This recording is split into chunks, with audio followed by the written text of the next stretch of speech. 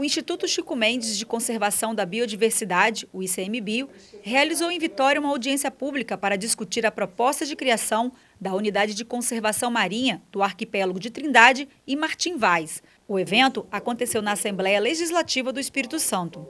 O objetivo foi ouvir a opinião dos vários setores da sociedade envolvidos com o tema e apresentar os estudos que fundamentam a instalação das unidades. O objetivo é preservar lugares de relevância biológica singular, né, com muitas espécies endêmicas,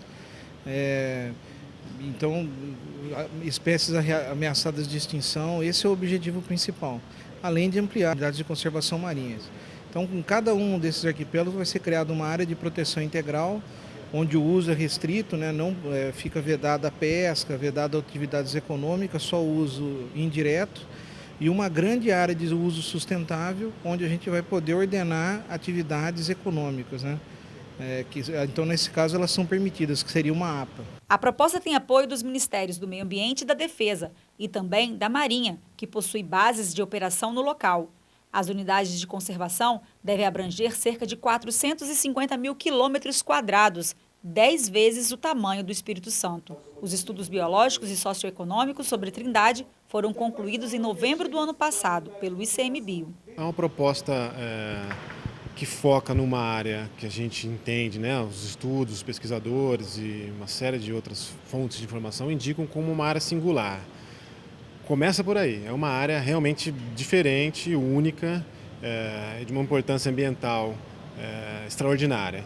Importância ambiental não só para as espécies, para a sua própria manutenção, as espécies em si, os ambientes, mas também como um espaço de reprodução, uma fonte de recurso pesqueiro que exporta para as áreas em torno. Não só Trindade e Martim Vaz, né? A gente fala da cadeia Vitória-Trindade.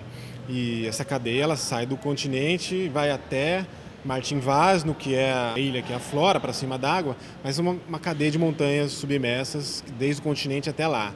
Então, além da ilha que a gente vê, da importância ambiental dela e da área marinha em torno dela, tem essa cadeia que, por conta do seu contexto de variação de relevo, né, desde as áreas mais próximas da linha d'água, mais rasas até as mais fundas, ela promove uma diversidade de hábitats, né, de espaços para as espécies viverem, se reproduzirem, se alimentarem, bastante importante. Então, essa diferença de altitude, diferentes ambientes, promove a diversidade e a quantidade de espécies e de indivíduos das diferentes espécies. Então, uma área singular, né? Por conta disso, é o motivo da criação desse conjunto de unidades de conservação. A nossa proposta é uma área de proteção ambiental e um monumento natural, né? Qual o tamanho dessa área de proteção da unidade de conservação e tem uma previsão para ela já começar a valer? O conjunto, né, dessas duas áreas, essas duas categorias, somam cerca de 44 milhões de hectares.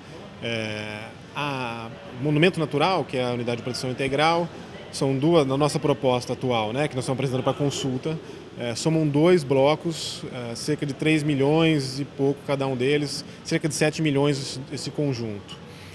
Então esse é o tamanho, é uma área significativa, bastante expressiva, né? Esse conjunto, ele soma mais de 50% em área do que é o conjunto das unidades de conservação do governo federal hoje, que a gente chama de Sistema de Unidade de Conservação Federal. Hoje nós temos cerca de 79 milhões de hectares entre áreas marinhas e terrestres, e essas duas unidades somam 43, 44 milhões. Então é um aumento realmente expressivo no sistema, um processo bastante importante, né? O secretário de Meio Ambiente do Espírito Santo, Arladim Cerqueira, participou da audiência e disse que o governo do estado vai apoiar a criação da unidade, mas ressaltou que é necessário o comprometimento do governo federal em prover recursos humanos, logísticos e financeiros para, de fato, garantir a segurança dessas áreas. É um ecossistema muito rico em biodiversidade. Ele está afastado os limites da APA, que vai ser criada a mais de 700 quilômetros da nossa costa, e ela tem essa importância de preservação da biodiversidade. A nossa pesca, ela precisa das unidades de conservação marinha para poder ter os berços de nascimento de espécies, né? De repovoamento dos mares. Essa política é importante, é interessante. Nos preocupa apenas uma coisa que é importante deixar claro assim. A gente precisa construir a unidade de conservação, ela precisa ser criada, mas é preciso ter investimento em conhecimento, é preciso ter investimento em pesquisa. Nós precisamos que o governo federal dê um olhar para o nosso estado, no sentido de que os recursos sejam aplicados para que esse conhecimento venha. A gente precisa ter o desenho da nossa costa, talvez uma avaliação ambiental estratégica para definir os potenciais de desenvolvimento do nosso litoral, para que a gente possa conciliar as ações de desenvolvimento com conservação. O Estado, inclusive, numa carta ao governo federal, coloca à disposição de colocar recursos num fundo para poder incentivar essas pesquisas. E a gente queria uma presença mais forte do governo federal aqui nesse sentido, pesquisando, nos ajudando a indicar caminhos, trazendo os estudos e as compensações da Petrobras para o benefício do Estado do Espírito Santo, preservando essa biodiversidade. Mas as interferências têm que ser planejadas para não afetar o potencial de desenvolvimento econômico. Isso nós acreditamos que é possível conciliar.